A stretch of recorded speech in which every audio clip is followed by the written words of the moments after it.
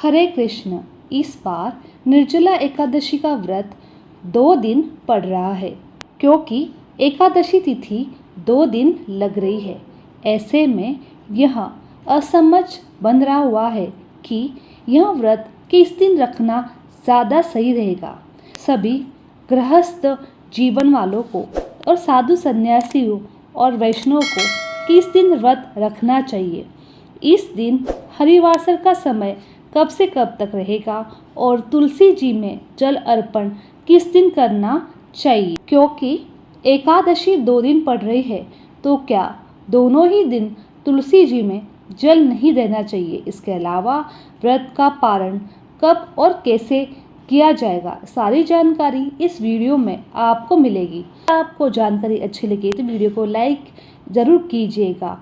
ज्येष्ठ मास के शुक्ल पक्ष में आने वाली निर्जला एकादशी को भीमसेनी एकादशी भी कहते हैं, क्योंकि पांडव पुत्र भीमसेन ने इस व्रत को सबसे पहले धारण किया और ऐसी मान्यता है कि इस व्रत में बिना अन्न और जल के ही व्रत रखने का व्रत पूर्ण फल प्राप्त होता है। पूरे वर्ष भर में एकमात्र निर्जला एकादशी में ही इतना सामर्थ्य है कि साल भर की सभी एकादशियों का पुण्य एकमात्र निर्जला एकादशी का व्रत रखने से मिल जाता है। साल भर की सारी एकादशियों का पुण्य आप प्राप्त करना चाहे तो 24 घंटे तक निर्जला रहकर आप संकल्प ले सकते हैं।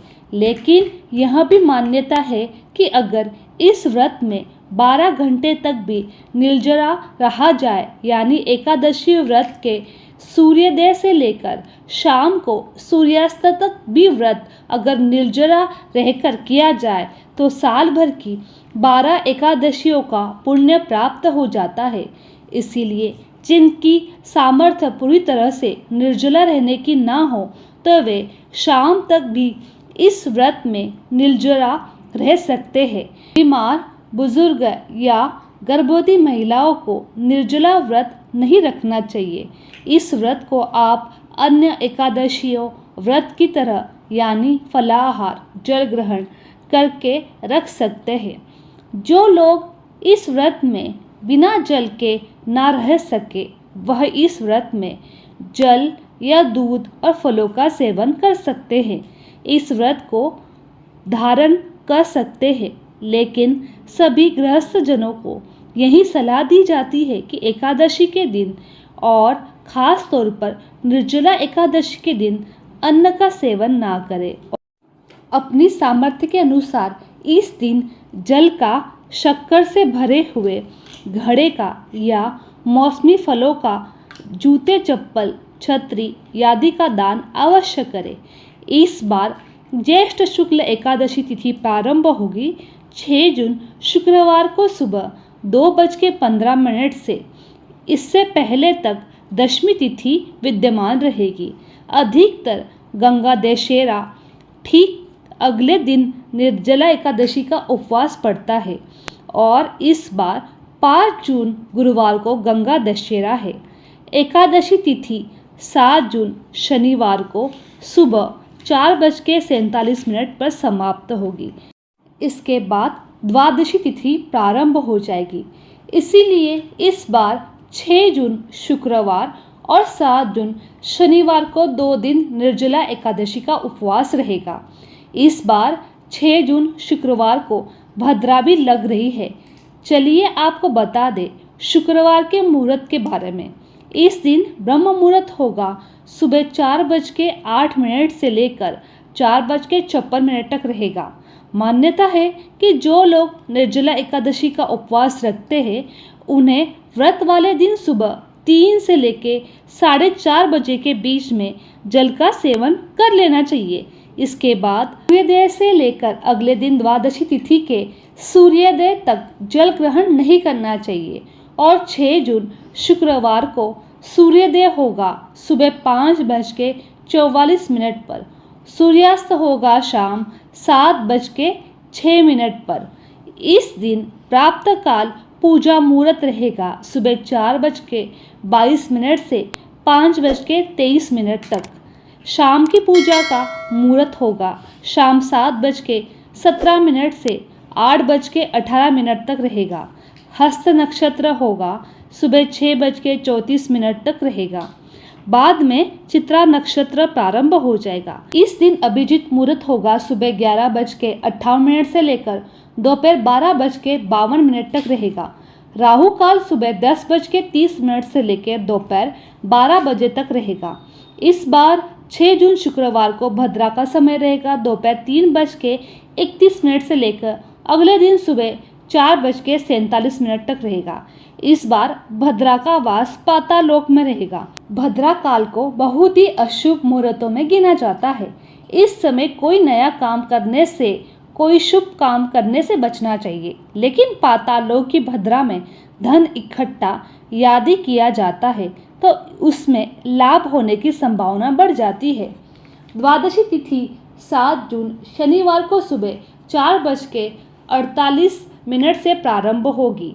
ध्यान रखिए, इससे पहले तक एकादशी तिथि रहेगी और द्वादशी तिथि की समाप्ति होगी 8 जून रविवार को सुबह 7:17 पर द्वादशी तिथि लगती है। यानी सुबह 4:48 से ही हरिवासर का समय भी शुरू हो जाएगा।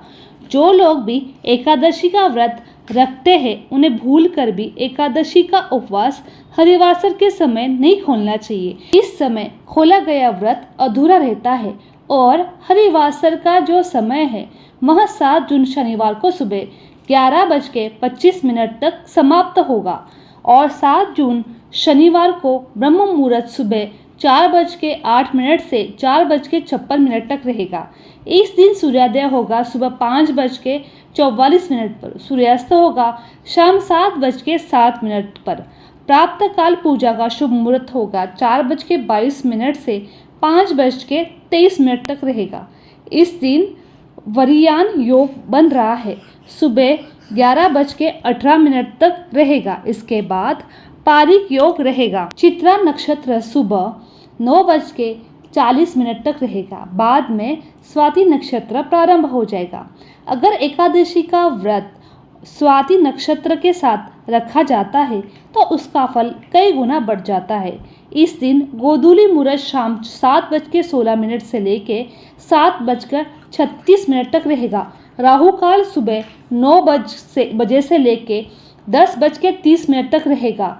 अब जो लोग 6 जून शुक्रवार को निर्जला एकादशी का उपवास रखेंगे उन्हें 7 जून शनिवार का सुबह व्रत खोलने का कोई भी मुहूर्त प्राप्त नहीं होगा, क्योंकि सुबह के समय हरिवासर रहेगा और 11 बजे से लेकर 1 बजे के बीच में व्रत नहीं खोला जाता है। इसलिए दोपहर 1:44 से लेकर 4:31 तक समय व्रत पालन करने का रहेगा।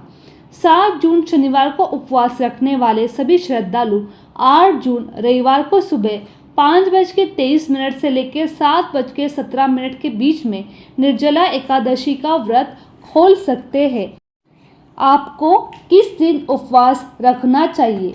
तो इसके लिए सबसे अच्छी तिथि वही मानी जाती है जिसमें एकादशी और द्वादशी तिथि मिली हुई हो। अगर एकादशी का व्रत 2 दिन पड़ रहा है तो पहले दिन वाली एकादशी के साथ अगर दशमी तिथि मिली हुई हो तो ऐसी एकादशी आसुरी शक्तियों का व्रत देने वाली मानी जाती है। और यही कारण है कि दूजी एकादशी यानी दूसरे दिन वाली एकादशी का व्रत रखने वाले गृहस्थ जन या वैष्णव जन हो उन सभी के लिए वह बहुत शुभ मानी जाती है। और तुलसी जी में जल एकादशी के दिन नहीं दिया जाता है, लेकिन आप जिस दिन भी व्रत रख रहे हो या जिस दिन भी व्रत के नियमों का पालन कर रहे हो एकमात्र उसी दिन आपको तुलसी जी में जल अर्पित नहीं करना चाहिए। बाकी दिनों में आप अर्पण कर सकते हो, क्योंकि इस समय गर्मी ज़्यादा पड़ती है। तुलसी जी में जल अर्पण न करने से तुलसी जी सूख सकती है, इसीलिए तुलसी के पौधों को ठंडी छांव वाली जगह में रखें और एक दिन पहले ही पर्याप्त मात्रा में तुलसी जी में जल भी अर्पण कर दे। भूलकर भी तामसिक चीज़ों का सेवन ना करें। इस दिन जल का दान अवश्य करें। द्वादशी तिथि को तुलसी का पत्ता, पंचामृत और जल का सेवन करने से व्रत का पालन करना चाहिए। बहुत ज़्यादा तेल वाले मसाले का भोजन द्वादशी तिथि को करने से बचना चाहिए। नाखून, बाल इत्यादि नहीं काटना चाहिए क्योंकि एकादशी महान एकादशियों में आती है और अगर आप एकादशी का व्रत रख रहे हो तो व्रत के नियमों का पूरी तरह से ध्यान रखते हुए आपको इस व्रत का पालन करना चाहिए। ये थी एकादशी व्रत के बारे में कुछ महत्वपूर्ण जानकारी। मेरी ये वीडियो आप लोगों को अच्छी लगी तो मेरे चैनल को लाइक, शेयर और सब्सक्राइब करना ना भूलें। आप सभी का धन्यवाद।